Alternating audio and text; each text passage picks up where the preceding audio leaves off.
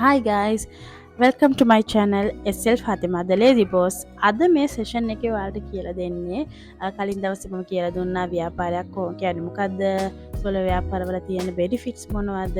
ඒ හැම දෙයක්ම ඔයාලට පුළුවන් විදිහට මම දැනුවත් කරා. ඉතින් අද සෙෂන් එකේ ඔයාලට කියලා දෙන්නේ ලියාපදිංචි කරන්නේ කොහොමද? ඒ කියන්නේ අපි ව්‍යාපාර ලියාපදිංචි වෙන්නේ කොහොමද කියලා. ඉතින් ව්‍යාපාරයක් ලියාපදිංචි වෙන්නේ ගොඩාක් වෙලාවට ගොඩක් හොඳයි. ලියාපදිංචි වෙන එකේ ගොඩක් benefits තියෙනවා. ව්‍යාපාරයක් ලියාපදිංචි වුණොත් ගොඩාක් benefits තියෙනවා. එකෙන් එකක් තමයි ඔයාලට ලෝන් ගන්න බැංකු ණය වලට apply කරනකොට BR එක තිබ්බොත් business registration එක තිබ්බොත් ඔයාලට ගොඩක් benefits තියෙනවා. ලෝන් එක ගන්න පහසුයි. ඒ වගේම ඔයාගේ business එකට තියෙන value එක වැඩි වෙනවා. රජයෙන් දෙන සහන ඒ කියන්නේ සහන වර්ග ඒ වගේම එක දේවල් හම් වෙන්න පුළුවන් අට BR එක තිබ්බොත්. විශ්වාසයක් ගොඩනගෙන ඔයාගේ ව්‍යාපාරය යන BR එක තිබ්බොත්. ඊළඟ එක තමයි tender වගේ. ඒ කියන්නේ රජයෙන් දෙන කොන්ත්‍රාත් සඳහා ඒවා වගේ දේවල් කොන්ත්‍රාත් tender වලට ඔයාලගේ ඉදිරිපත් කරන්න ලේසි BR එකක් තියෙන බිස්නස් එකක් නම් ඔයාගේ අපනයන අවස්ථාවේ කියන්නේ එක්ස්පෝර්ට් වලට එක්ස්පෝර්ට් ඒ වගේම shops වලට දාන්න local market එකේ දාන්න උනත් BR එක තිබ්බොත් ඔයාලට හොඳයි. ඉතින් ඒ හින්දා කොයි බිස්නස් එක වුණත් ඔයාලා BR එක අරගන්න තරමට ඔයාගේ බිස්නස් එකේ අර ස්ට්‍රෙන්ත් එකක් තියෙනවා. ඉතින් ඒ හින්දා ඔයාලා පුළුවන් තරම් බිස්නස් එකක් පටන් ගන්නවා නම් BR එක අරගන්න බලන්න. උරට මම කියන්නේ දැන් අපි ෆුඩ් ප්‍රොඩක්ට් වලට මෙයින් ඕනේ. සාමාන්‍යයෙන් අනිත් ඒවට ලොකුවට BR එක අවශ්‍ය නැත. දැන් මේ දේවල් වලට කොයි බිස්නස් එකකටත් ඕනේ. මම කියන්නේ ඔයාගේ බිස්නස් එක තව ඩෙවලොප් කරගන්න නම් ඒ කියන්නේ දැන් ෆුඩ් ප්‍රොඩක්ට් එක හරහා යන්කෝ අපි ෆුඩ් ප්‍රොඩක්ට් එකක් ඔයාලට ෆුඩ් එකක් දැන් වටලාපම් එකක් ඔයාලට ෂොප් එකකට දාන්න ඕන නම් අනිවාර්යයෙන්ම BR එක බලනවා. BR රම්බ එක නැත්නම් අපි ගොඩක් දුරට අපේ බිස්නස් එකේ මේ ප්‍රොඩක්ට් එක සේල් කරන්න අමාරුයි. ඒ හින්දා අනිවාර්යෙන් ඔයා ෆුඩ් ප්‍රොඩක්ට් එකක් කරනවා නම් BR එක අනිවාර්යෙන්ම ඕන වෙනවා. ඉතින් ෆුඩ් ප්‍රොඩක්ට් එකක් කරන්න හිතාගෙන ඉන්න එක්කෙනෙක් අනිවාර්යෙන් BR එක ලෑස්ති වෙන්න ඕනේ. ඉතින් ඒකේ ප්‍රොසීජර්ස් ගැන මුලින්ම ඔයාලට මම පැහැදිලි කරන්නම්. හරි. දැන් ෆුඩ් ප්‍රොඩක්ට් එකේ හරහා යනකොට අපි මුලින්ම BR එකක් ගන්නකොට තියෙන්න ඕනේ දේවල් ටිකක් තියෙනවා. ඒ කියන්නේ අපි අපේ ව්‍යාපාරයට කරගන්න ඕනේ දේවල් ටිකක් තියෙනවා. ඉතින් අපි BR එක ගන්න කලින් ලියාපදිංචි වෙන්න කලින් ඒ දේවල් ටික අපි කරගෙන ඉන්න ඕනේ. ඒ හින්දා මම මේ දේවල් ටික ගැන ඔයාලට දැනුවත් කරන්නම්. ෆුඩ් ප්‍රොඩක්ට් එකක් හදනවා නම් ඒ තැන අපි මුලින්ම ලස්සනට හදා ගන්න ඕනේ. ඒකේ ගොඩක්ම තියෙන ඒකේ රෙගුලාසි තමයි ඔයාලා හදන තැන පිරිසුදු තැනක් වෙන්න ඕනේ. සාමාන්‍යයෙන් වෙනම තියෙන්න ඕනේ. ගෙදරක වුණත් ස්වයං රැකියාවක් කරද්දි ගෙදරකනේ ගොඩක් වෙලාවට පටන් ගන්න.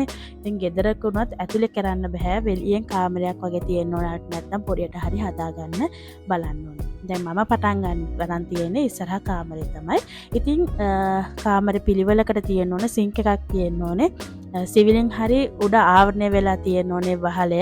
දූවිලි හැම වැටෙන්නේ නැතුව බිම කාපට් හරි නැත්නම් සිමෙන්ති හරි ටයිල් හරි දාලා තියෙන්න ඕනේ. ඉතින් ඒ ටික ගොඩක් බලනවා. ඒ වගේම පිළිවෙලට තියෙන්න ඕනේ. කිසිම අනවශ්‍ය බඩු තියෙන්න හොඳ නැහැ. ඒ කියන්නේ ගෙදර තියෙන අල්මාරි ඒ දේවල් තියෙන්න බෑ. බිස්නස් එකට ඕනේ දේවල් ටික පිළිවෙලට ඒ විදිහට හදලා තියෙන්න ඕනේ. වතුර හරියට බැහැර වෙනවද කියලා බලන්න ඕනේ. පිරිසිදු වතුර වෙන්න ඕනේ. ඒ වගේම අපිට තව කරන්න ඕනේ දෙයක් තමයි මේදේම හරියට හදාගත්තට පස්සේ දැන් අපි ලියාපදිංචිට කරන්න කලින් මේව ටික හදා ගන්න ඕනේ. ලියාපදිංචි එක ෆෝම් එක ෆිල් කරලා දුන්නාට පස්සේ PHI ඇවිල්ලා අපි බලනවා අපි හරියට මේ දේවල් ඔක්කොම හරියට හරි විදිහට කරලා තියෙනවද කියලා.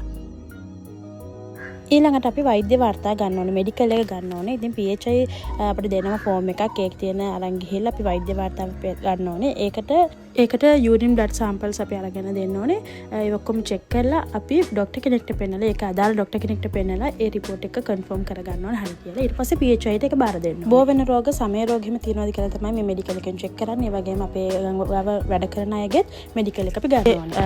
වැඩ කරන සේවකයන්ගේ සෞඛ්‍ය බලන්න ඕනේ. යාලට මෙඩිකල් එක අනිවාර්යෙන් ඕනේ කියලා මම කිව්වා වැඩ කරන අයගේ. ඒ වගේම එයාලට මාස්ක්, ග්ලව්ස් ඒ වගේ දේවල් කැප් එහෙම දාලා තමයි යාලට වැඩ කරන්න කියන්න ඕනේ. පුද්ගලික පිරිසිදුකම ලස්සන ඇඳුම් ඇඳලා ලස්සන පිළිවෙලට වැඩ කරන අය වුණත් එතන පිළිවෙලට වැඩ ටික කරගන්න ඕනේ. හිස් ආවරණ ඒ දේවල් ඔක්කොම යූස් කරන්න ඕනේ. ඉතින් සේවකයන්ගේ ඒ කියන්නේ PHI ගවගත මෙඩිකල් රිපෝට්ස් ටික සේවකයන්ගේ ඒ දේවලුත් ළඟ තියාගන්න ඕනේ. මොන හරි ප්‍රශ්නයක් වුණොත් කවුරුහරි PHI කෙනෙක් හරි ආවොත් එයාලට පෙන්නන්න ඒ ඩීටේල්ස් උත් තියෙන්න ඕනේ. දැන් හරි අපේ හදන තැන ලෑස්ති අපේ මෙඩිකල්ස් ටික ලෑස්ති ඒ හැමදේම ලෑස්ති මොයාට ඒ ගැන දැනගන්න ඔන්න ඔයාල ගේරියක තියෙන PHIගෙන් ඒ දැනගන්න පුළුවන් මොන ඉතින් ඔක්කොම ටික ලෑස්ති කරගෙන ඊළඟට අපි කරන්න ඕනේ ඔයාගේ ප්‍රොඩක්ට් එක ඒ කියන්නේ ප්‍රොඩක්ට් එකේ නම හදාගන්න ඕනේ මොනක්ද දාන නම ඒ ගැන හොඳට අධ්‍යයනය කරලා හැමෝටම හරියන කැචි නමක් ඔයා සෙලෙක්ට් කරලා ඔයාගේ ප්‍රොඩක්ට් එකට දාගන්න ඕනේ ඒක ඊළඟට ව්‍යාපාරය ලියාපදිංචි කරගන්න යන්නේ. ඉතින් ප්‍රාදේශීය ලේකම් කාර්යාලයට ගිහිල්ලා ඔයාගේ ෆෝම් එකක් ඉල්ලගන්න ඕනේ. BR එකක් කරන්න යන්නේ මේ බිස්නස් එකක් කරන්න යන්නේ. ඒකට BR බිස්නස් රෙජිස්ට්‍රේෂන් එක ගන්න ඕනේ. ඒකට තියෙන කරන්න තියෙන දේවල් ගැන අහුවොත් එයාලා තනිකර හැමදේම කියලා දෙනවාට මොන විදිහට යන්න ඕනේ කියලා. ඉතින් මේ විදිහට ගිහිල්ලා ඉල්ලගෙන ඒක ෆිල් කරන්න තියෙන එක තියෙන වගේ එඩ්‍රස් එකේ තුර ප්‍රශ්න තියෙනවා මම ඉස්සරහට කියන්නේ ඒක ගන්නකොට ඒකේ තියෙන දේවල් ඒකේ නම අහනවා වගේ ප්‍රොඩක්ට් එකේ නම ඔයා මොන වගේ දේවල්ද හදන්න හිතාගෙන ඉන්නේ නැත්නම් හදාගෙන ඉන්නේ ඒ හැමදේම මේ පොඩි දේවල් ටිකක් තියෙනවා ID නම්බර් එක ඒ වගේ ලොකු දේවල් ටිකක් තියෙනවා. ඉතින් මේකේ ඔයාලට ඕන වෙනවා ඔයාගේ ඉඩමේ ඔප්පුව ඕන වෙනවා. ඒ කියන්නේ ඔයාගේ නමට තියෙන්නේ ඒ එක්කෙනාගේ අත්සන ඕන වෙනවා. සාමාන්‍යයෙන් දැන් කුලී ගෙදරක ඉන්නවනේ එතන ගොඩක් අය ප්‍රශ්නයක් වෙනවා. කුලී ගෙදරක ඉන්නවා නම් ටිකක් අමාරු වෙනවා කරගන්න පුළුවන්. මොකද කුලියට ඉන්න එක්කෙනා කැමති වුණොත් එයා සයින් කරොත් ඒක ප්‍රශ්නයක් වෙන්නේ ගොඩක් මෙහෙත් කරලා තියෙනවා එහෙම. ඉතින් එහෙම කැමති වුණොත් ඔයාලට BR එක කන්ටිනියු කරගෙන යන්න පුළුවන්. හරි. දැන් අපි ෆෝම් එක ෆිල් කරලා දුන්නා. ඊළඟට ග්‍රාම නිලධාරී සහතිකයක් ඕන වෙනවා. පදිංචි ප්‍රදේශයේ ග්‍රාම නිලධාරියාගේ හමුවේ ව්‍යාපාර ස්ථානය සහ පදිංචි තහවුරු කරන වාර්තාව ලබා ගන්න ඕනේ. පදිංචිය තහවුරු කරගන්න ඕනේ. ඒකට ග්‍රාම නිලධාරිගේ සහතිකයක් ඕන වෙනවා. දැන් මම කිව්වේ ඒකට තමයි අර අපේ ඔප්පුව අයිති එක්කෙනාගේ සයින් එක ඕන වෙන්නේ ගොඩක් දුරට. ඒකන ඉදිරිපත් කරන්න ඕනේ ඊළඟට සම්පූර්ණ කරන ලද අයදුම්පත් සහ අනෙකුත් ලේඛන ප්‍රදේශයේ ලේකම් කාර්යාලයට බාර දෙන්න ඕනේ. ඉතින් ඒ වෙලාවට ඔයාලට ගාස්තුව ගෙවන්න ඕනේ. නියමිත කාර්යාලයට බාරදී නියමිත ගාස්තුව ගෙවන්න ඕනේ. සාමාන්‍යයෙන් ඒකට 2500ක් වගේ යනවා. සාමාන්‍ය ඔක්කොටම ඔයාලා හදාගෙන සමහර 7000ක් ඇතුළත වගේ ගොඩක් දුරට යයි.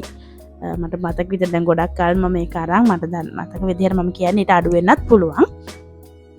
හරි. ඉතින් මේක ඔයාලට BR එක ගන්න ඔයාලට අවශ්‍ය දේවල් ගැනත් ඔයාලට පැහැදිලි කරොත් ඒ දේවල් ටික ලෑස්ති කරගත්තොත් කිසිම ප්‍රශ්නයක් නැහැ. මම ඒගේ දේවල් ගැනත් ඔයාලට දැනුවත් කරන්නම්.